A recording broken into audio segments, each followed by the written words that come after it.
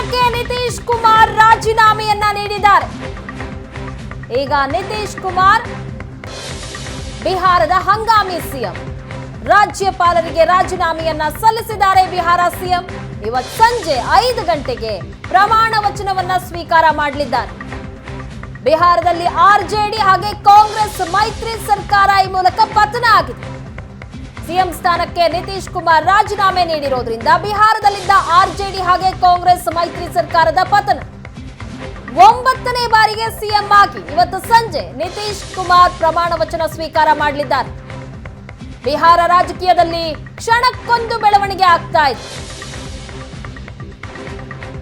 CM ಸ್ಥಾನಕ್ಕೆ ನಿತೀಶ್ ಕುಮಾರ್ ರಾಜೀನಾಮೆಯನ್ನ ನೀಡಿದ್ದಾರೆ. ರಾಜ್ಯಪಾಲರಿಗೆ ರಾಜೀನಾಮೆ ಪತ್ರವನ್ನ ನೀಡಿರುವಂತಹ ಫೋಟೋವನ್ನ ನೋಡ್ತಾ ಇದ್ದೀರಿ. ರಾಜ್ಯಪಾಲರಾದ ರಾಜೇಂದ್ರ ವಿಶ್ವನಾಥ್ ಅರ್ಲೇಕರ್ ಅವರಿಗೆ ರಾಜೀನಾಮೆ ಪತ್ರವನ್ನ ಸಲ್ಲಿಕೆ ಮಾಡಿದ್ದಾರೆ ನಿತೀಶ್ ಕುಮಾರ್.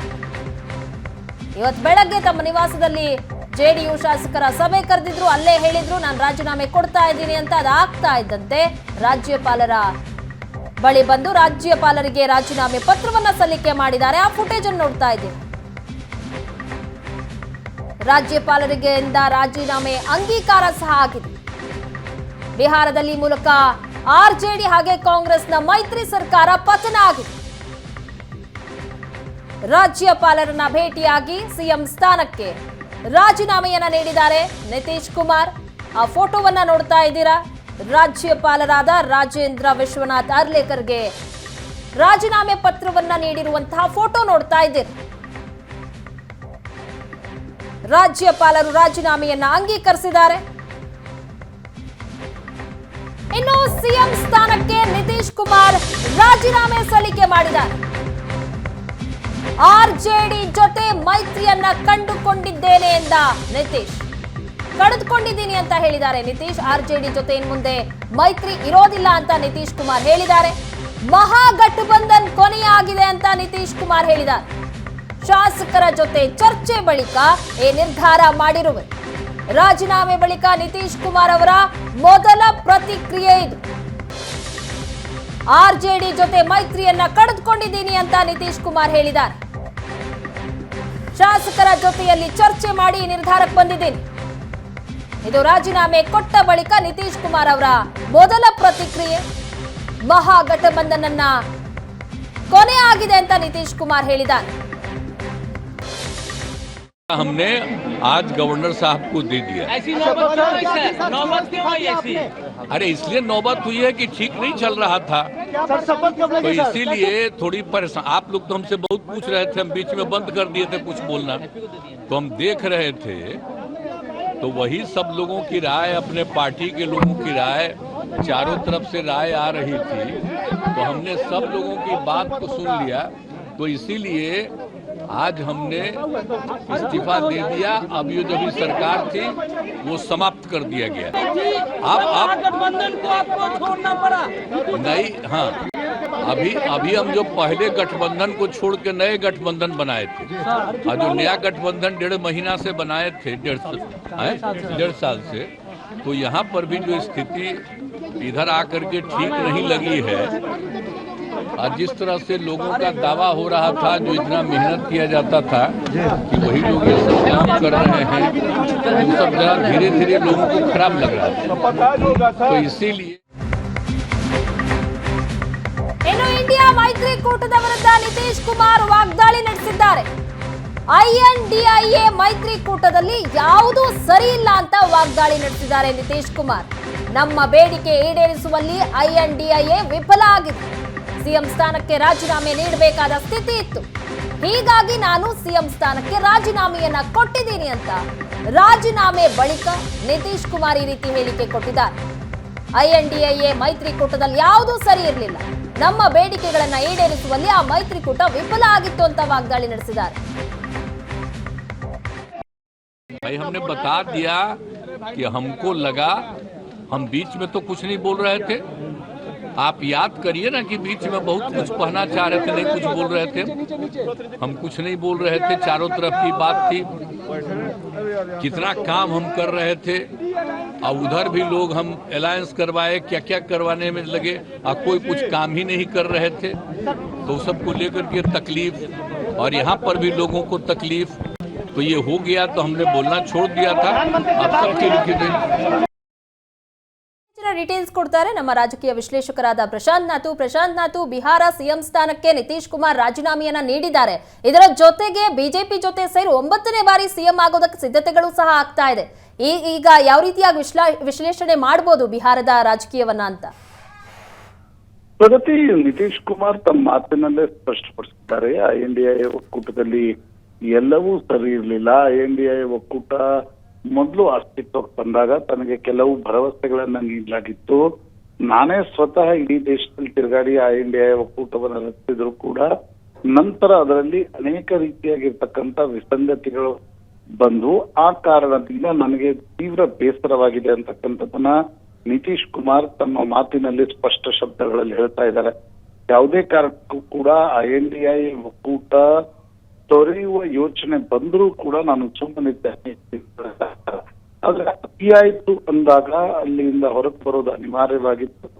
ಆ ಕಾರಣದಿಂದ INDA ಒಕ್ಕೂಟವನ್ನು ನಾನು ತೊರಿತಾ ಇದ್ದೀನಿ. RJD ಜೊತೆ ಮೈತ್ರಿಯನ್ನ ತ್ಯಜಿಸಿ ನಾನು ಬಿಜೆಪಿ ಜೊತೆ ಸೇರ್ತಾ ಇದ್ದೀನಿ ಅಂತಕ್ಕಂಥದ್ದನ್ನ ನಿತೀಶ್ ಕುಮಾರ್ ಸ್ಪಷ್ಟ ಶಬ್ದಗಳಲ್ಲಿ ಹೇಳ್ತಾ ಇದ್ದಾರೆ.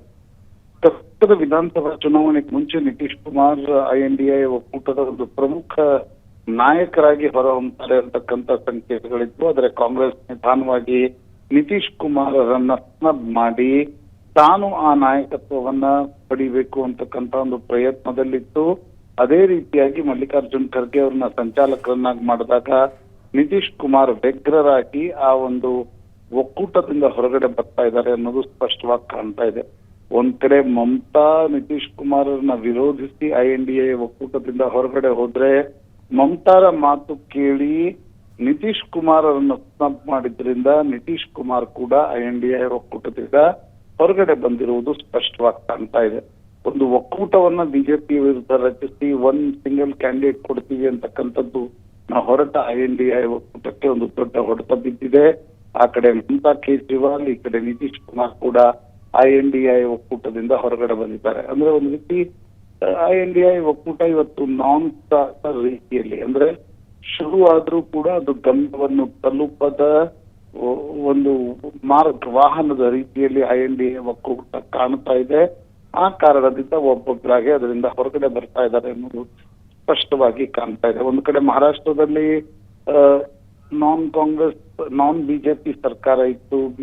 ಕಾಂಗ್ರೆಸ್, ಶಿವಸೇನೆ ಮತ್ತು NCPಗಳು ಸರ್ಕಾರ ರಚಿಸಿದ್ವು. ಆ ಸರ್ಕಾರವನ್ನ ಕೆಡವಿದ ನಂತರ ಈಗ ಬಿಹಾರದ ಸರದಿ, ಬಿಹಾರದಲ್ಲೂ ಕೂಡ INDA ಒಕ್ಕೂಟದ ಸರ್ಕಾರ ಪತನವಾಗಿದೆ. ನಿತೀಶ್ ಕುಮಾರ್ ಬಿಜೆಪಿ ತೆಕ್ಕೆಗೆ ಬಂದಿದ್ದಾರೆ. ಒಂದು ದೊಡ್ಡ ಸ್ಟೆಪ್ ಬ್ಯಾಕ್ ಕಾಂಗ್ರೆಸ್ ಪಕ್ಷಕ್ಕೆ ಮತ್ತು INDA ಒಕ್ಕೂಟಕ್ಕೆ. ಪ್ರಗತಿ, ಪ್ರಶಾಂತ್, ಮೋದಿ ಅವರನ್ನ ಇಷ್ಟಪಡದಂತಹ ನಿತೀಶ್ ಕುಮಾರ್ ಬಿಜೆಪಿ ಜೊತೆ ಸೇರ್ತಾ ಇದ್ದಾರೆ. ಈಗ ಮತ್ತೆ ಮೋದಿ ಅವರ ಗೆಲುವಿಗೆ ಒಂದ್ ರೀತಿ ಸಾಥ್ ಕೊಡೋದಕ್ಕೆ ಮುಂದಾಗ್ತಾ ಇದ್ದಾರೆ. ನಿತೀಶ್ ಕುಮಾರ್ ಅವರ ಈ ರಾಜಕೀಯ ನಡೆಯನ್ನ ಯಾವ ರೀತಿ ನೋಡ್ಬೇಕಾಗಾದ್ರೆ ಅಂತ? ನೋಡಿ, ನಿತೀಶ್ ಎಷ್ಟು ಒಂದು ರೀತಿ ಅವಕಾಶವಾದಿ ಅಂತ ಕರೆಯಲಾಗತ್ತೆ, ಅಷ್ಟೇ ಬಿಜೆಪಿ ಮತ್ತು RJDಗಳು ಅವಕಾಶವಾದಿಗಳಾಗಿವೆ. ಟ್ರಯಾಂಗ್ಯುಲರ್ ಪಾರ್ಟಿಗಳು ಒಂದು ರಾಜ್ಯದಲ್ಲಿ ಅಸ್ತಿತ್ವದಲ್ಲಿದ್ದಾಗ ಅದರಲ್ಲಿ ಸಣ್ಣ ಪಕ್ಷ ಯಾವ್ದಿರುತ್ತೆ ಅದಕ್ಕೆ ಅನಿವಾರ್ಯ ಆಗಿರುತ್ತೆ ಆಸಿಲೇಷನ್. ಅಂದ್ರೆ ಒಂದು ರೀತಿ ಪೆಂಡುಲಂನ ತರ ಒಂದು ಸಲ ಬಲಕ್ಕೆ ಒಂದು ಸಲ ಎಡಕ್ಕೆ ಅಲ್ದಾಡಬೇಕಾಗಿರ್ತಕ್ಕಂಥ ಅನಿವಾರ್ಯತೆ ಇದೆ. ನಿತೀಶ್ ಕುಮಾರ್ ಪ್ರಾಯಶಃ ಅದನ್ನೇ ಮಾಡುವ ಪ್ರಯತ್ನವನ್ನ ಮಾಡ್ತಿದ್ದಾರೆ. ಯಾಕಂದ್ರೆ ಬಹಳ ದಿನಗಳ ಕಾಲ ಬಿಜೆಪಿ ಜೊತೆಗಿದ್ರೆ ಬಿಜೆಪಿ ಜೆಡಿಯುನ ಆಪೋಷಣ ತೆಗೆದುಕೊಳ್ಳುತ್ತೆ. ಬಹಳ ದಿನಗಳ ಕಾಲ ಲಾಲು ಜೊತೆ ಇದ್ರೆ ಲಾಲು ಕೂಡ ಆ ಪಕ್ಷವನ್ನ ಆಪೋಷಣ ತೆಗೆದುಕೊಳ್ತಾರೆ.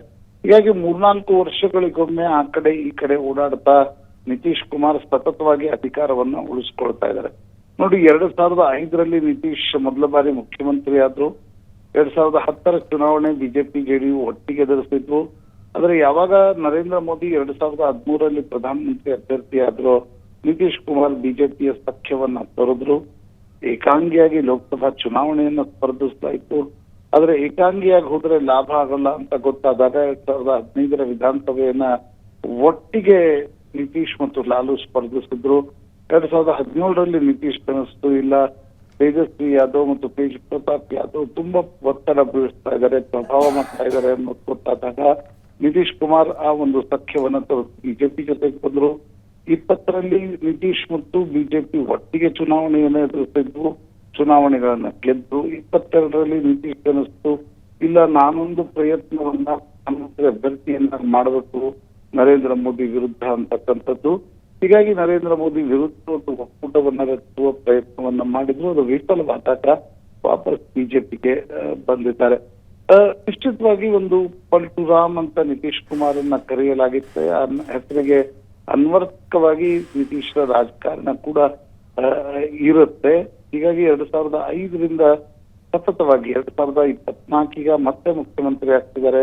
ಅಂದ್ರೆ ಸತತ 20 ವರ್ಷಗಳ ಕಾಲ ನಿತೀಶ್ ಕುಮಾರ್ ಒಂದು ಮುಖ್ಯಮಂತ್ರಿ ಸ್ಥಾನವನ್ನ ಎರಡೂ ದೊಡ್ಡ ಪಕ್ಷಗಳ ನಡುವೆ ಆಸಿಲೇಷನ್ ಮಾಡ್ತಾ ಉಳಿಸ್ಕೊಳ್ತಾ ಇದ್ದಾರೆ ಅಂತಕ್ಕಂಥದ್ದು ಕೂಡ ಒಂದು ಗಮನಿಸಬೇಕಾಗಿರ್ತಕ್ಕಂಥ ಸಂಗತಿ. ಪ್ರಶಾಂತ್, ಮೋದಿಯನ್ನ ಮಣಿಸೋದಕ್ಕೆ ಇಂಡಿಯಾ ಮೈತ್ರಿಕೂಟ ಫಾರ್ಮ್ ಆಗೋದಕ್ಕೆ ಪ್ರಮುಖವಾದಂತಹ ಕಾರಣ, ಮಹತ್ವ ಪಡೆದುಕೊಂಡಿದ್ದೆ ಇವರು ನಿತೀಶ್ ಕುಮಾರ್ ಅವರು ಪ್ರಮುಖ ಪಾತ್ರವನ್ನ ವಹಿಸಿದ್ರು. ಈಗ ನೋಡಿದ್ರೆ INDA ಮೈತ್ರಿಕೂಟದ ಬಗ್ಗೆನೇ ವಾಗ್ದಾಳಿ ನಡೆಸ್ತಾ ಇದ್ದಾರೆ. ಎಷ್ಟು ಬೇಸರ ಆಗಿದೆ ಹಾಗಾದ್ರೆ ಆ ಮೈತ್ರಿಕೂಟದ ಬಗ್ಗೆ ಅಂತ? ರಾಜಕಾರಣದಲ್ಲಿ ಬೇಸರ ಅನ್ನೋದಕ್ಕಿಂತ ತನಗೇನ್ ಬೇಕು ಅನ್ನೋದು ಬಹಳ ಮುಖ್ಯ ಆಗತ್ತೆ. ತಾನು ಇದರಿಂದ ಏನ್ ಬಯಸ್ತಾ ಇದ್ದೀನಿ ಅನ್ನೋದು ಮುಖ್ಯ ಆಗುತ್ತೆ. INDA ಒಕ್ಕೂಟದ ಭಾಗವಾಗಿದ್ರು ಕೂಡ ಒಂದು ನಿತೀಶ್ ಮತ್ತು ಲಾಲು ನಡುವೆ ಒಂದು ಪ್ಯಾಕ್ಟ್ ಆಗಿತ್ತು. ನಿತೀಶ್ ಪ್ರಧಾನಮಂತ್ರಿ ಅಭ್ಯರ್ಥಿಯಾಗಿ ದಿಲ್ಲಿಗೆ ಹೋಗ್ತಾರೆ, ಪಾಟ್ನಾದಲ್ಲಿ ತೇಜಸ್ವಿ ಯಾದವ್ ಮುಖ್ಯಮಂತ್ರಿ ಆಗ್ತಾರೆ ಅಂತಕ್ಕಂಥದ್ದು.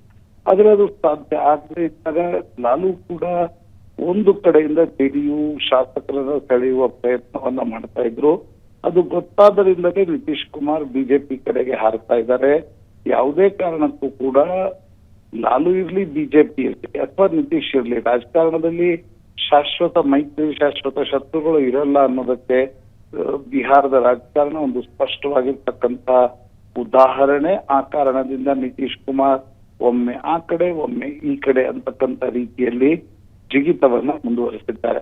ಪ್ರಗತಿ, ಈಗಷ್ಟೇ ಬಂದಿರತಕ್ಕಂಥ ಮಾಹಿತಿಗಳ ಪ್ರಕಾರ ಬಿಜೆಪಿಯ ಶಾಸಕಾಂಗ ಪಕ್ಷದ ಸಭೆಯಲ್ಲೂ ಕೂಡ ಸಾಮ್ರಾಟ್ ಚೌಧರಿ ಏನ್ ಅಧ್ಯಕ್ಷರಿದ್ದಾರೆ ಅವರನ್ನ ಶಾಸಕಾಂಗ ಪಕ್ಷದ ನಾಯಕರಾಗಿ ಆಯ್ಕೆ ಮಾಡಲಾಗಿದೆ. ಅವರು ಕೂಡ ಒಂದು ಪತ್ರವನ್ನ ರಾಜ್ಯಪಾಲರಿಗೆ ಕೊಟ್ಟ ನಂತರ ಬಹುತೇಕ ಸಂಜೆ 3 ಅಥವಾ 5 ಗಂಟೆಗೆ ನಿತೀಶ್ ಕುಮಾರ್ ಬಿಹಾರದ ಮುಖ್ಯಮಂತ್ರಿಯಾಗಿ 9ನೇ ಬಾರಿ ಪ್ರಮಾಣ ವಚನವನ್ನ ಸ್ವೀಕರಿಸುತ್ತಿದ್ದಾರೆ. ಥ್ಯಾಂಕ್ ಯು ಪ್ರಶಾಂತ್ ನಾಥ್ ನಿಮ್ಮೆಲ್ಲ ಮಾಹಿತಿಗಾಗಿ.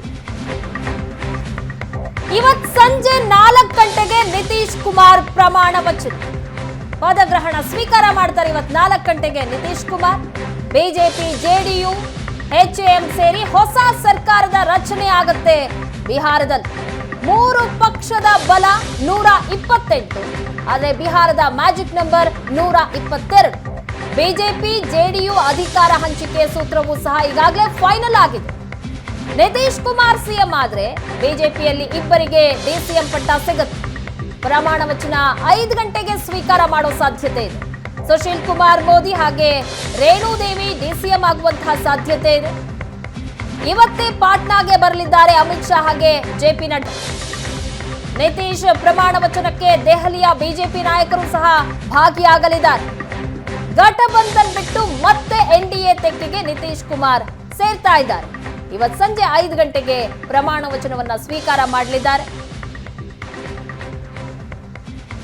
ನಿತೀಶ್ ಕುಮಾರ್ CM ಆಗಿ ಪ್ರಮಾಣ ವಚನವನ್ನ ಸ್ವೀಕಾರ ಮಾಡ್ತಾರೆ ಇವತ್ತು ಸಂಜೆ 5 ಗಂಟೆಗೆ. ಈಗಾಗಲೇ ಬಿಜೆಪಿ, JDU ಅಧಿಕಾರ ಹಂಚಿಕೆಯ ಸೂತ್ರ ಸಹ ಫೈನಲ್ ಆಗಿದೆ. ನಿತೀಶ್ ಕುಮಾರ್ ಅವರು CM ಆದ್ರೆ ಸುಶೀಲ್ ಕುಮಾರ್ ಮೋದಿ ಹಾಗೆ ರೇಣುದೇವಿ DCM, ಇಬ್ಬರು DCM ಆಗುವಂತಹ ಸಾಧ್ಯತೆ ಇದೆ. ಇವತ್ತು ಪಾಟ್ನಾಗೆ ಅಮಿತ್ ಶಾ ಹಾಗೆ JP ನಡ್ಡಾ ಬರ್ತಾ ಇದ್ದಾರೆ. ನಿತೀಶ್ ಕುಮಾರ್ ಪ್ರಮಾಣ ವಚನಕ್ಕೆ ದೆಹಲಿಯ ಬಿಜೆಪಿ ನಾಯಕರು ಸಹ ಭಾಗಿಯಾಗ್ತಾರೆ. ಇವತ್ತು ಘಟಬಂಧನ್ ಬಿಟ್ಟು ಮತ್ತೆ NDA ತೆಕ್ಕೆಗೆ ನಿತೀಶ್ ಕುಮಾರ್ ಬರ್ತಾ ಇದ್ದಾರೆ.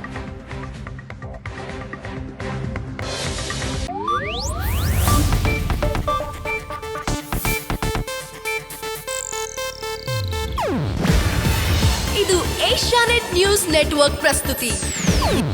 ನೀವು ನೋಡ್ತಿದ್ದೀರಾ ಏಷ್ಯಾನೆಟ್ ಸುವರ್ಣ ನ್ಯೂಸ್.